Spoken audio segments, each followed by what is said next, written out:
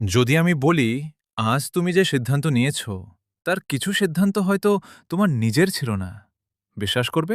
Dark সাইকোলজির একটি ভয়ঙ্কর সত্য হল মানুষকে নিয়ন্ত্রণ করতে সব সময় মিথ্যা বলার দরকার হয় না। প্রথম কৌশল, তথ্য লুকিয়ে রাখা। তারা পুরো সত্য বলে না, শুধু সেই অংশটা বলে যা তাদের জন্য সুবিধাজনক। নাম্বার 2, বারবার পুনরাবৃত্তি। একটি কথা যত বেশি শোনাবে তোমার মস্তিষ্ক তত বেশি সেটাকে সত্য মনে করতে শুরু করবে।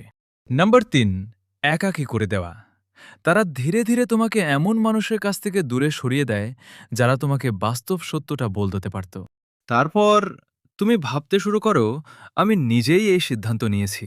কিন্তু বাস্তবে সিদ্ধান্ত নেওয়ার আগেই তোমার চিন্তার পথ তৈরি করে দেওয়া হয়েছে। সবচেয়ে বিপজ্জনক ম্যানিপুলেশন হলো সেইটা যেটা তুমি ম্যানিপুলেশন বলে চিনতেই পারো না।